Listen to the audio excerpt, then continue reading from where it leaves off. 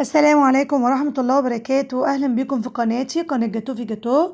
النهاردة إن شاء الله هنعمل مع بعضينا كيكة شوكولاتة اقتصادية وسهلة جدا، ومش هتحتاج منك غير 3 بيضات بس.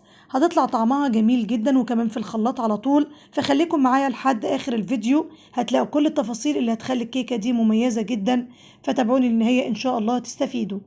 بس حابة أقولك الأول، لو انت أول مرة تشوفي قناتي يا ريت تشتركي وتفعلي الجرس وتحطي لايك للفيديو لو عجبك، ويلا بينا نشوف التورتة اتعملت ازاي. أول حاجة كده أنا هجيب بولة وهنزل فيها بكوبايتين من الدقيق يكون لجميع الأغراض، 3 معالق كبار كده من الكاكاو الأسباني، وكيس كيك شيف أو بيكنج باودر المتوفر عندك، ورشة ملح، والباكو دوت بالظبط 23 جرام. هنخل كده كل المكونات دي مع بعضيها كده واقلبهم كده تقليبه واركنهم على جنب. وهجيب طبعا بقى الخلاط بتاعي وهنزل فيه ب3 بيضات، وعلى فكره ممكن تستخدمي بيضتين 2 بس برضه هتطلع معاكي نفس الارتفاع. هنزل بكوبايه من السكر، معلقه كبيره من الخل، نص معلقه من الفانيليا، وكوب حليب دافئ، ونص كوبايه من الزيت او السمنه او خليط ما بينهم. طبعا بعد ما اضربه ضرب شديد جدا لغايه ما اطلع الرغوه دي معايا كده ويكون تقريبا لونه ابيض، هنزل بيه كده على الدقيق والكاكاو، هقلب كده لغايه ما امنع اي تكتلات وتكون ناعمه معايا بالشكل ده. هصبها بقى في صينيه مقاس 24 سنتي، ممكن تدهنيها وتبطنيها بالسمنه عادي. هتخش الفرن على درجه حراره 180 لمده ساعه تقريبا، او لغايه ما العود الخشبي يطلع نضيف معاكي في وسط الفرن. طبعا هطلع معاكي بالشكل ده. هنقلبها بقى وهنعين الزيادات دي، هنقصها كده، وطبعا مش هنرميها لاننا هنستخدمها في تجليس التورته بعد كده في اخر الفيديو. ده شكلها من جوه هشه جدا وطريه، كيكه خفيفه جدا. هنيجي بقى لكريمة الشوكولاتة أو الجناش الشوكولاتة. هنزل بكوبايتين من الحليب، نص كوباية من السكر، وهستخدم هنا بودرة الكاسترد الشوكولاتة. الباكو بالظبط بيعمل لي 4 معالق كده كبار من بودرة الشوكولاتة. طبعا أنا كنت عايزة معلقتين كمان فاستخدمت بودرة الكاسترد اللي هي بتاعة الفانيليا، يعني نص معلقة صغيرة كده من الفانيليا، وهحط معلقة كبيرة من الكاكاو بحيث ان انا اعزز الطعم وكمان اللون.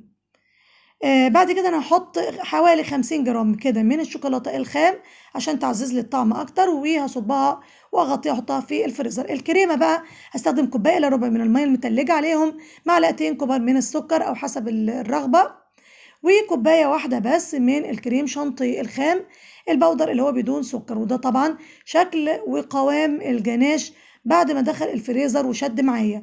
انا طبعا هنزل بيه كله، يعني بيه كله كده، وممكن اوفر معلقه واحده بس، وهضربه على الكريمه. بعد ما ضربت الكريمه هنزل بيه، هيديني كده كريمه اشبه بكريمه موس الشوكولاته. معلقه واحده بس من الجناش على نص كوبايه من الميه المتلجه، وهدوبهم كده مع معلقتين من السكر، وهسقي بيها الكيكه. وهبتدي طبعا احشي معاكم كده راق براق. ده الشكل بتاعه بعد ما طبعا اسقي الكيكه.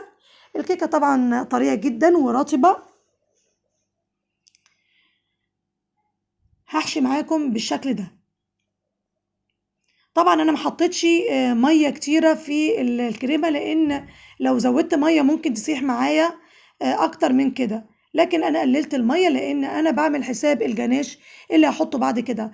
انا هساوي طبعا الحروف والجوانب بالشكل ده، ومش مهم هنا الترتيب خالص، لان احنا بعد كده هنجيب الكيكه اللي احنا فرمناها اللي هي كانت زياده دي، وهنجلس بيها كده جوانب التورتايه. يعني مش هنهدر اي حاجه خالص في الكيكه بالاسباتيولا كده، وهنساوي الحروف والجوانب بتاعتها كده. ممكن توفري معلقه كده كبيره من الجناش اللي احنا عملناه، لكن ده الجناش كان موجود عندي في الفريزر جاهز. هتعملي خطوط كده طوليه وعرضيه بالشكل ده.